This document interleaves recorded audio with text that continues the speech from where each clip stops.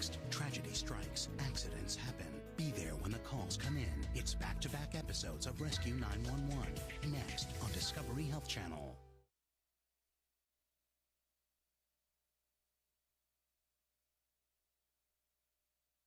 This is 911. Do you have an emergency? Today on Rescue 911, a young boy falls out a second-story window. Call 911. As soon as I saw him, I really thought he was dead. On Rescue 911.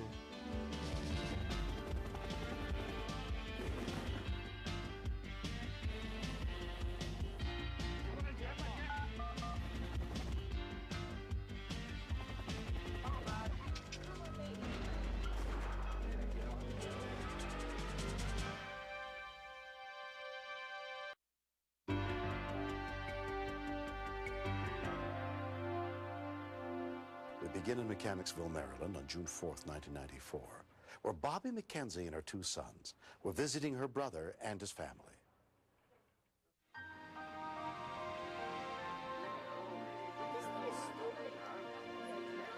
Another family member there that weekend was Bobby's older sister, Georgianne Thornburg. Bobby looked sad on and off throughout the day. I could tell she was really in a lot of emotional pain. But it was her birthday the next day, and we wanted to celebrate it. Bobby's two sons were hanging out with their 11-year-old cousin, Michael Potter. It was kind of boring in the living room, so me, Scott, and Brandon decided we wanted to go play the computer. Fire at that! Fire! Square shape! You're behind the missile! Oh, man. Come on! Oh! Oh, yes! All right, get this over. Oh, okay. Jet Fighter's a fun game, and Scott was doing good. Oh, yes! Another explosion! It takes a lot of concentration, so I really wasn't paying much attention to Brandon. All right. Get the towel. Okay, I'm gonna try. No, switch the missile. All right, now you got some more. Ready? Okay. Fire. Yes! Yes! Clear room. All right, get that one. Whoa! I saw him hit the ground. It was the scariest thing I've ever seen. Brandon, fall out the window! Call 911. As soon as I saw him, I really thought he was dead. I didn't even check. I just thought he was dead. Bobby's husband had just passed away, and I didn't know how she could possibly stand any more emotional pain. It was horrible. I just thought that here my husband was gone, and now my baby was gone. Bobby's brother, Mike Jackson, found his nephew's pulse. I couldn't tell if he was breathing. I didn't see his chest rise or anything, so I just barely turned his head to the side, and he took a real deep breath. He's breathing. Brandon, you all right? He gradually regained consciousness, but he did say that his neck hurt. Brandon, just stay still, Brandon. I was terrified that he would be paralyzed.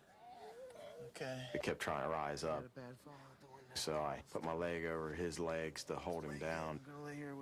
And I told him we're going to play a game to see who can lay here the longest without moving. We're going to lay here real still, buddy. No. My two children are really everything to me. They carry on so much of their father, especially Brandon. He was the child that my husband wanted to have. He said, we need to have another baby, and this child needs to look just like me. So I couldn't even think about losing Brandon. He was crying real heavy for a while, and he just kept repeating, is this a dream? It was real hard to see him going through that. Just don't move. Don't move. The firemen are coming.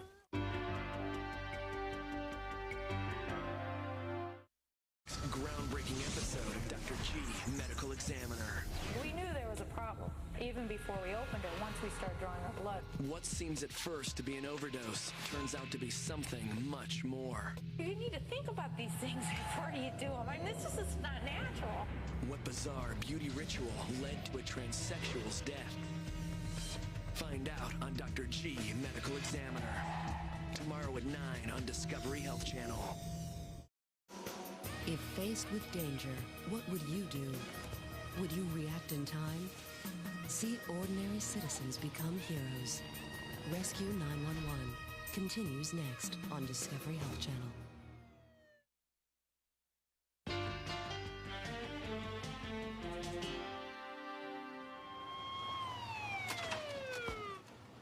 Among the rescuers responding was St. Mary's County Advanced Life Support paramedic Brenda Swim. We had no indications that there were any internal injuries. He complained of his neck hurting, and I treated him as if his neck was broken. This is the way we found him. We made sure we didn't We move. immediately put a cervical collar on his neck.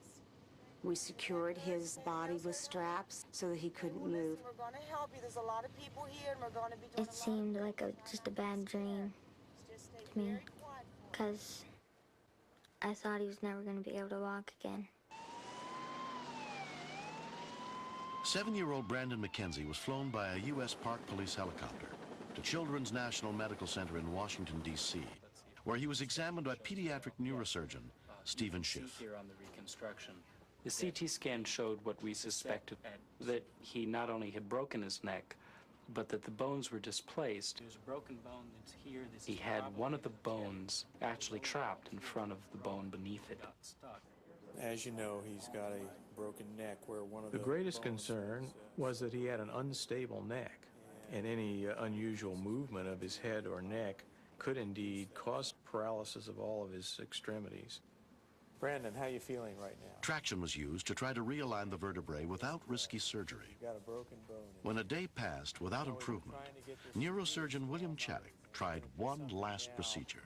It's going to hurt a little bit, but it won't last but for a minute or so, okay? By manipulation of the spine, and then after this I was able to rotate the facet back into place. Hopefully that will take care of this problem. Now, how's that feel? A little better? Brandon's spinal alignment had been restored to a perfectly normal position. Brandon spent 8 weeks in a halo while his cracked vertebrae healed.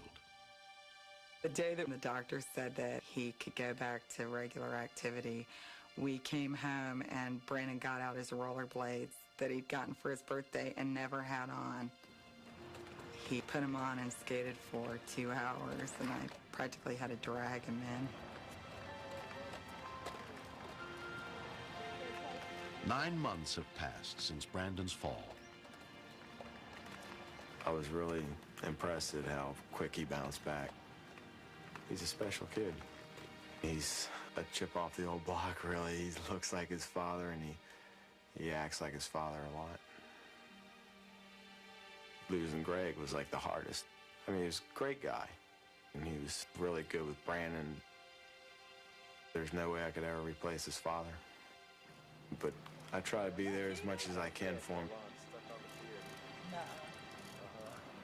My uncle is the coolest uncle you could get. I was glad that he helped me, so I wouldn't move my neck. Brandon's very, very fortunate. Many, many children who have sustained injuries falling from windows have very severe brain injuries, skull fractures. Many of them die. The tragedy of it all is that most of these injuries are preventable. One thing that you can do to protect your children is to make them aware that windows are not a safe place to play around. And a windowsill isn't a chair. We've got a small child that lives here too, and now when we have our windows open, we only open them from the top.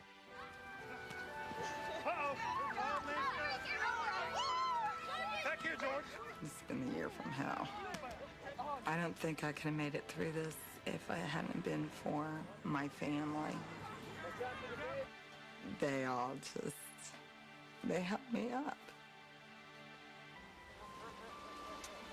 I think that we're healing up pretty good.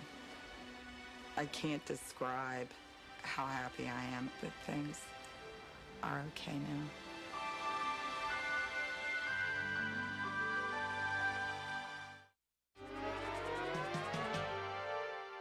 Next, step inside the command center where the calls for help are answered and meet the real-life heroes who save lives. Stay tuned for another episode of Rescue 911. Next on Discovery Health Channel.